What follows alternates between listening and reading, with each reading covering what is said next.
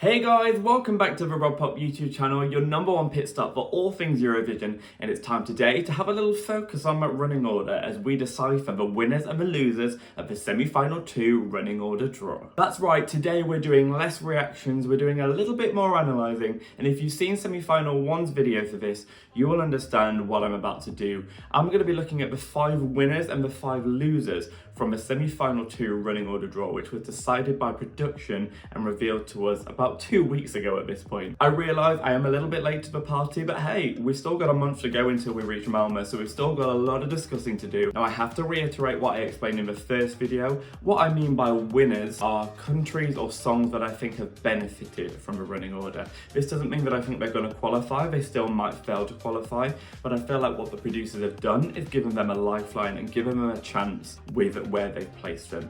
What I mean by losers, again, does not mean that I don't think they'll qualify. There are songs that I have deemed as a loser of the running order draw who I definitely think will qualify. However, I've deemed them a loser because I feel like the producers haven't really done them a great deal of help. For example, a song that's been put second in the running order is more typically likely to not qualify than a song that's been put second to last, for example. Bear that in mind as we go through the video. This is not a prediction video. There are songs in here that I predicted as winners that I don't think will qualify, songs that I predicted as losers that I do think will qualify, so just keep that in your head. But before we do begin, it would be amazing if I could remind you to hit subscribe to this channel. We've got a month to go until we hit Malta, and I've still got plenty more videos on the way. I've got my favourites video which I've recorded, I've got qualifier predictions, winner predictions. So if you want to join me along for a camp or time, that is what you're going to get from me. So don't miss out, hit subscribe and come join me along for the ride. So before we do begin, let me just pop on screen the running order that has been decided for semi-final 2. So we're kicking off with Malta, then we have Albania, Greece, Switzerland and Czechia. Then we have the first of the big 5 performances with France. Then we continue with Austria, Denmark, Armenia and Latvia. Then we go to Spain with Nebulosa Zora. We return to the show then with San Marino, Georgia, Belgium and Estonia. The final of the big 5 performances comes from Italy, and then we have Israel, Norway and Netherlands closing the show. But let's get cracking. I'm about to discuss the 5 songs from semi-final 2 that I think have benefited from the running order. That makes them a winner in my eyes. The first song that we're going to discuss, let's just get it out of the way, is Netherlands. Many predicted that Joost Klein's Europapa would close this semi-final, and they were absolutely right. This song could perform anywhere and it would be a qualifier. The question is this going to win the semi-final or not? And I do believe that placing this last puts it in very, very good stead to do so, and really gives it that momentum going into Saturday's grand final, that it's the very last song that people hear, the very last song that people feel propelled to vote for. And I really feel that this doesn't just benefit Netherlands in terms of the semi-final, I think it really benefits them in terms of building that momentum ahead of how they do with the televote in the final. And honestly, closing the semi-final, we know it means a lot in terms of actually giving people a chance to win the semi-final. Last year, Cha Cha Cha and Promise both closed their respective semi-finals and they both won the televote. And I think the Europapa is going to do exactly the same. And I think the producers kind of knew this. They're ending it on a party, they're ending it on a moment where they know that the crowd are going to get completely behind this, and this is a huge vote of confidence from the producers. And it would lead me to believe that if this does draw second half in the final on the Saturday, the producers are going to have this in mind as a song that really could go all the way. This, I really do think, is winning the televote from semi-final 1 with this position. What a great draw for them, Netherlands. You can be very happy with this. The second song that I am deeming as a winner from the running orders is Armenia. I think many, myself included, were of the opinion that they'd space Greece and Armenia apart as far as they could. Both of these songs are a bit kooky and left field while still being up-tempo and feel-good and crowd pleasers. And as we can see, they've given Armenia the better of the 2 placements. Greece will perform in 3rd place while Armenia are performing 8th. 8th is as late as Armenia possibly could have drawn. They drew the first half of the semi-final, and we've got 8 songs there. So Armenia have really been given the best possible position that they could. I think this definitely strengthens their chances of qualifying. It gets them in a place where people can remember them for as long as possible. It comes after Denmark's Sand and before Latvia's Hollow, neither of which are the most bold entries. I'm not saying they're not going to qualify, but both of which are a bit more sort of safe, a bit more expected from Eurovision. I think this stands out in between them as a song which really calls out for your attention, doesn't really sound like much that we typically hear at Eurovision, and really gives it a chance to propel and soar without people just being distracted by other entries that sound too similar to this being either side of it. And I think any chance of this getting overshadowed is now completely out of the water. This will fly through to the finals. It probably would have done either way, but there's no doubt that the running order has really sealed this song's chances as a definite qualifier and a definite party moment bang in the middle of this semi-final to just remind people how much fun Eurovision really is. So Armenia, definitely a winner of the running order of semi-final 2. The third song that I'm deeming as a winner is another banger, and that is Austria. When I think of a song that is as far removed from Mon Amour as possible, my brain would immediately tick to We Will Rave. And that is what's happening here. We've got the very first of the big 5 performances in the shape of Slimane Mon Amour from France.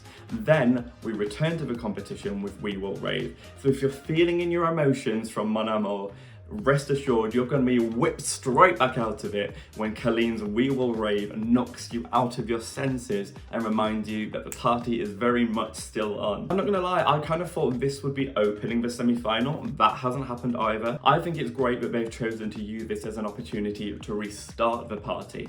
They've not decided to open the party with this, but they've said, okay, we're going to bring the tone down a bit, we're going to make you feel some kind of way, and then we're going to re-kick this off with a banger of a song. And it means that this really isn't going to be distracted.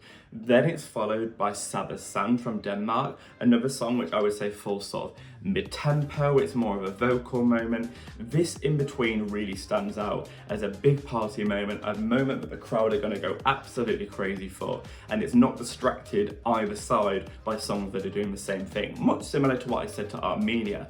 Basically, I do think it's good to be an up-tempo if either side of you've got 2 songs that aren't up-tempo as well, because it really just allows the party to be completely focused on you. Would it have shined from first place? Probably. Would it shine from anywhere? Probably. But I really do think the running order does this a lot of favours. They could have easily restarted the party with the likes of Greece or Malta or Armenia. They haven't done that. We're restarting with We Will Rave, and rave we shall. I'm ready to party! The fourth song that I've deemed a winner from this semi-final is Norway. I've spoken about this in the past being a potentially very divisive entry. Could it go the way of Ea or Falen, or will it go the way of Shum? Honestly, I don't know. I'm not a scientist. I still don't really know the answer to that question. We're going to have to wait till the final to find out. But putting this on second to last at least ensures it stays in people's minds. This isn't going to get forgotten about. Even if Europapa following it is going to steal some of its votes. It's a totally different vibe to Israel before it and Netherlands after it, but not in a way that I think it's weak in the middle of 2 very highly likely to be talked about entries. This is still just as likely to be talked about, and it still cries out for your attention just the same. It's not an opportunity to go to the toilet. It's like, oh, you thought you were going to go before the last song, hold on, wait a minute, because I'm about to make you stay. I think what instead this does is help to create a super strong end to the semi-final. It works in their favour, and it ensures that they're one of the most memorable countries in the semi-final. I would say usually performing second last is a vote of confidence. As I said in the first video, performing second last has benefited 9 out of 10 entries in the last 5 years. It's only Burning Daylight that didn't benefit from that, and I think this is way stronger than Burning Daylight. So the statistics are really in this song's favour to continue seeing that second to last entry make it to the final. If you've got a quality song, you tend to qualify from the penultimate spot. And I think whatever you think of this song, it's definitely quality, it's not throwaway, it's not forgettable, and it definitely commands your attention. Whether you like it is a whole nother matter, but I think this is being given a prime spot to qualify now, and any of its divisive Marmiteness I now think is going to work in its favour from this position. And hey, if this had gone earlier, maybe I'd have more question marks, but because it isn't, no question marks anymore, no doubt about it. We're going to be seeing All the Ham in the final, and all the better for it. Okay, so what song do I think is the fifth winner from this semi-final? I've decided to go for a song that I don't actually think will qualify, but I think the running order does this some favours, and that is Malta. Do I see this song qualifying from the opening position? No. But is this the best that Malta could realistically have hoped for? I believe so, honestly. I do think that opening a show is a promising thing. There's nothing to overshadow it, and if you smash it, you really have that kind of possibility of opening the show with a bang.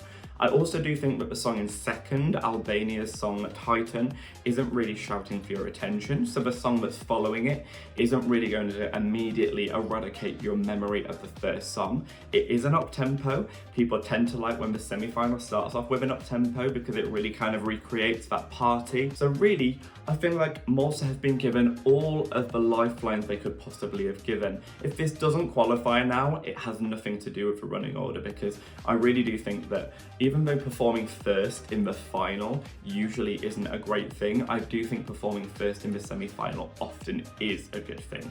Now, what you may say to me is, well, last year Breaking My Heart didn't exactly do well for Riley, and that is where I will say again, you can't qualify from any position if the song isn't connecting with the public, and we can see that from how badly Breaking My Heart did.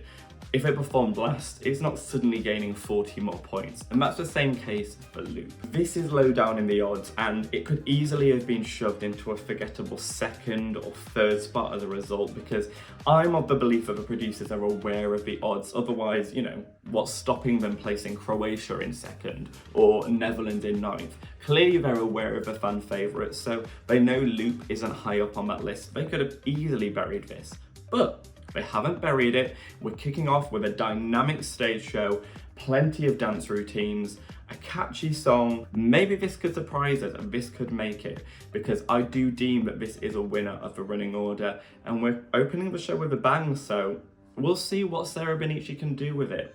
Malta, you should be happy with this running order. So those are the 5 winners in my eyes. Now we're going to move on to the songs that I deem as the 5 losers from this semi-final. I'll reiterate what I said at the very start of the video.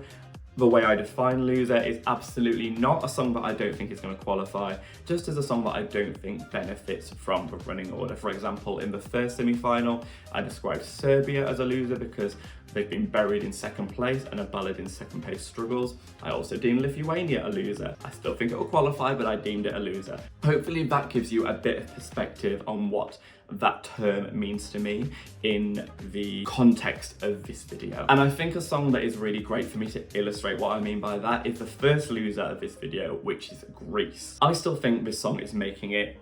Zany entries have made it from third place before. Constractor did it and finished third in her heat after being third in the running order in 2022 with Incorpore Sano.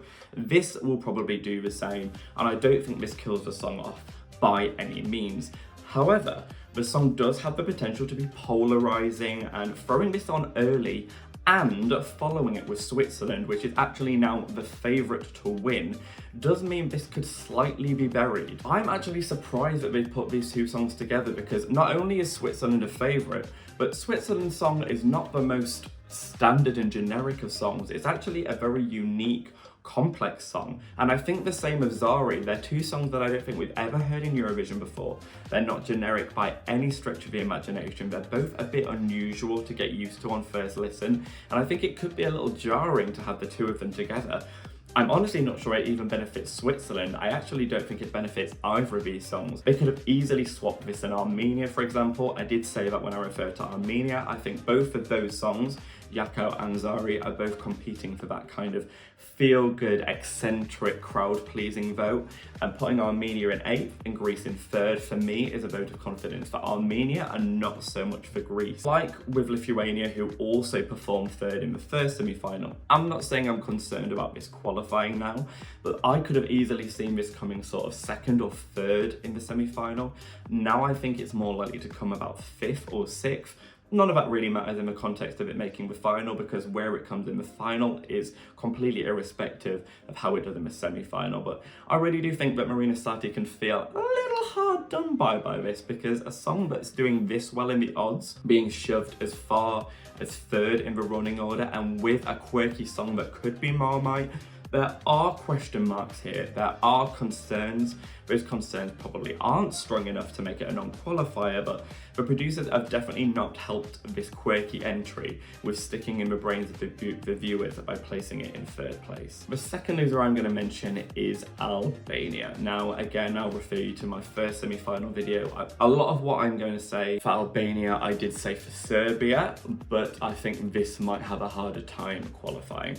Plenty have qualified from 2nd in the running order before. Brunette did it just last year from the 2nd semi-final, but her song was much more of a fan favourite than this. This song, in either of its Albanian or English iterations, has managed to make it out of the bottom 10 of the My Eurovision scoreboard, which would suggest that perhaps the fans aren't really latching onto this, and performing in the worst possible position of 2nd place certainly isn't doing it any favours. Not to mention the 2 songs that are following it, Greece and Switzerland, are both massive fan favourites. They're both top 10 in the odds, they're both real crowd pleasers, both really quirky moments, and they're 2 songs that I think could easily make you forget about this song, which isn't that quirky. It's a bit more generic, a bit heard it all before, and I think when massive moments like Greece and Switzerland are after it, this could get pigeonholed, put in a box, and sent away to really struggle. That being said, I will bring this up in my qualification video that I do in a few weeks.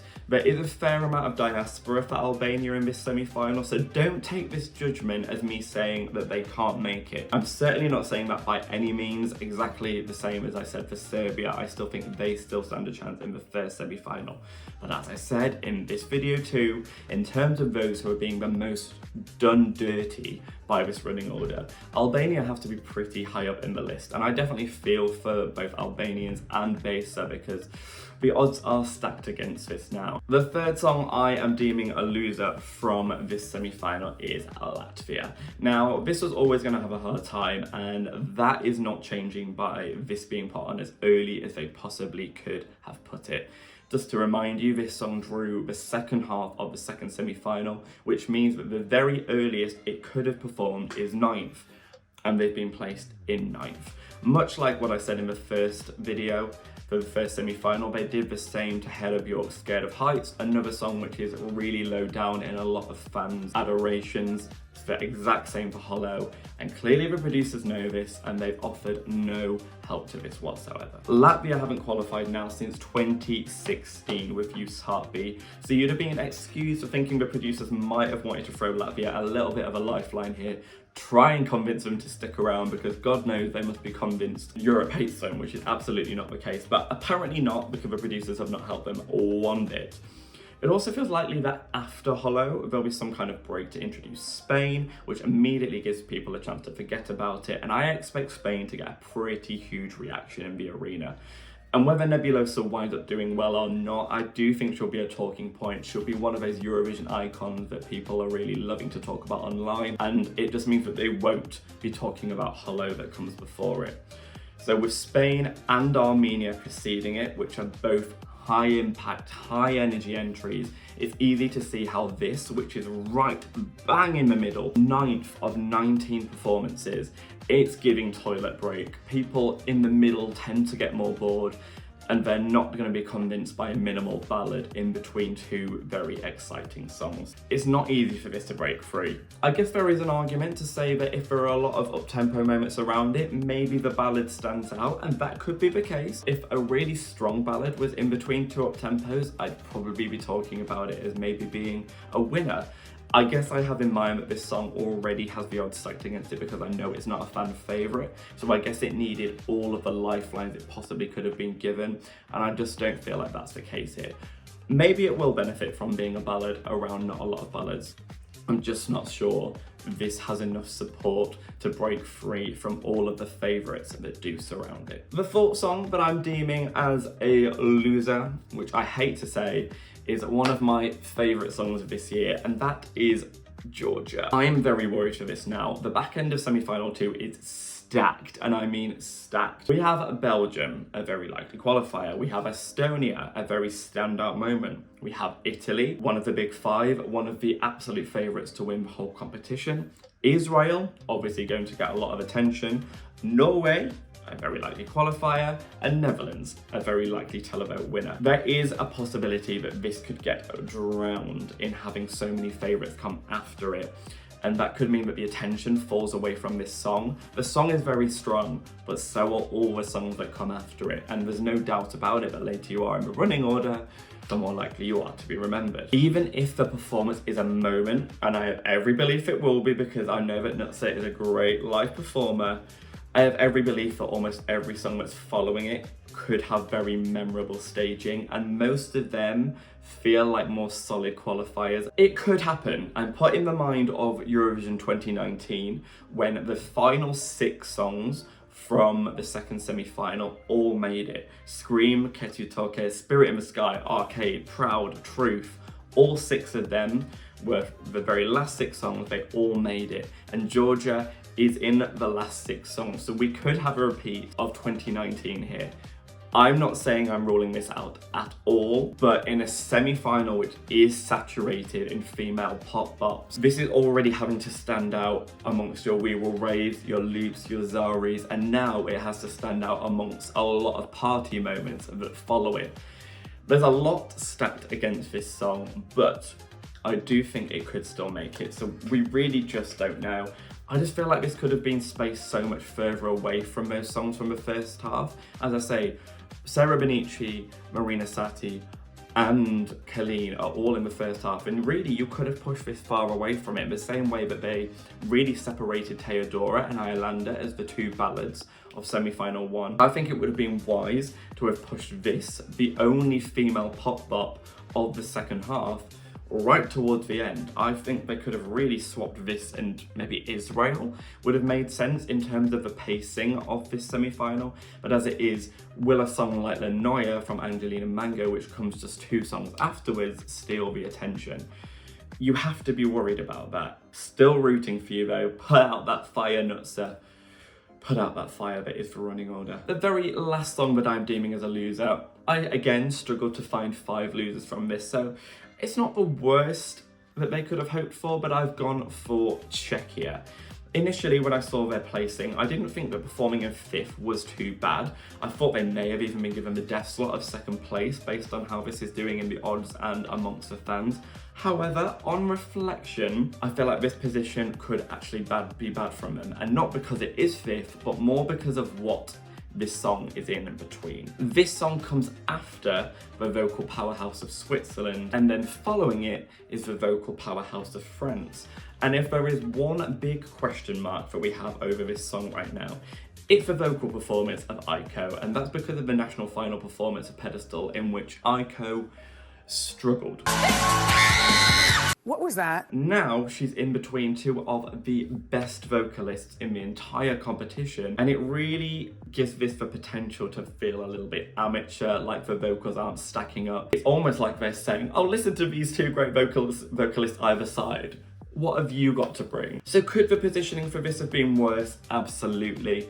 I probably would have put this as a loser if it had been put in 2nd place, 3rd place. The actual positioning of 5th isn't the problem. It's late enough on that people could remember it, and the songs either side of it are not competing for the same vote because they're not rock, they're not overly up-tempo. The problem is, what they do is demonstrate vocals, and this song doesn't.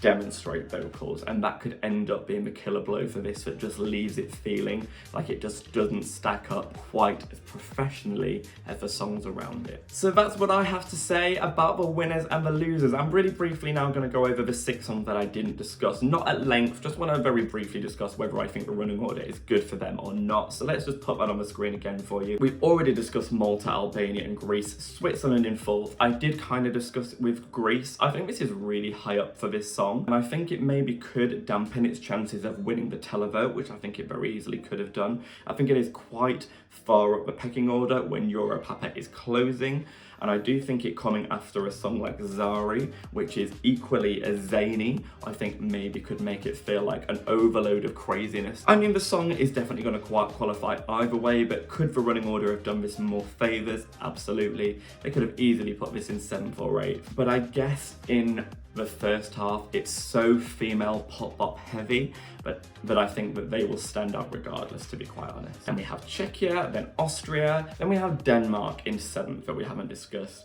I think this is a good position for Sand. Again, it's another song that very easily could have been given that death slot of 2nd spot. It's not a song that's been spoken about a lot, but as it is, it will feel quite professional, I do believe. I think it comes just before Yako, which is a big loud rah rah rah moment. We've got We Will Rave, which is a loud rah rah rah moment. This song could feel quite slick and professional alongside that. I do also think that being in the middle of 2 big party moments as a song that isn't a big party moment could be a negative. My immediate reaction was that's not a good thing for this song, but being in 7th of 16 songs, I don't think is a bad thing when the absolute best you could have been given is 8th. So I'm kind of on the fence. I don't think that the running order necessarily helps nor hinders this. The next song we haven't spoken about is San Marino with Megara's 11:11. I mean, first of all, let's discuss the elephant in the room. So there was an elephant in the room. Not putting this 11th in the running order is criminal. I mean, it was right there for you. It was that easy to do it. But as it is, I think this song, again, would have struggled to qualify, but they've shoved it pretty far up the running order, and then you've got killer songs coming after it. So I don't think this is a great position for San Marino. It's not terrible, but I mean, I certainly couldn't deem it as a winner in any light. We haven't discussed Belgium performing in 12th. I think this is a good position for this. I thought it might be a little bit later, and coming after it, you've got some real standout up-tempo moments from the likes of Estonia, Italy, Netherlands, that maybe could drown this out. I do think the song is strong enough to survive it, and I do think coming this close to the end, it will be remembered regardless. I think 12th spot, I mean, you can't complain about that. It's certainly not bad for Belgium. Estonia coming after it, interesting. I don't know how this is going to do still. I think it could qualify. I think it could easily not qualify. But again, they've shoved it pretty close to the end. I thought they might have put it a little bit higher. I predicted this to be like 10th. My only question is whether having the likes of Albania and Europapa coming after it, they're also both quite out of the box crazy entries. Is it possible that having 3 out-of-the-box entries in the space of 5 songs, that could be craziness overload for the public? Possibly. That is in my brain, but they maybe, if they'd have swapped this and Overham, the feeling could have been different, but I do think this still is in a good position. 13th out of 16 songs is still a great positioning, and yeah, Estonia can feel very happy with this. The final song I haven't discussed, Israel, Hurricane. This is making it from any position, but it's right near the end, so I mean, I don't feel like you can be mad at that. And those are my opinions. We got our analytical eye out for this one, and that's what I have to say. But let me know what you think down below in the comments. Who do you think has benefited from the semi-final 2 running order, and who do you think has been royally screwed over? Are you from Albania? Are you feeling mad? Or are you from Netherlands and celebrating that Europapa is going to be closing the semi-final? Give this video a like if you enjoyed what you saw, and hit that bell if you want notifications every time I upload a new video. But for now, I feel like I'm already like 2 weeks late to this running order trend, so I better get editing. I've got plenty more videos to come, so thank you very much for watching. Remember to subscribe, and good night.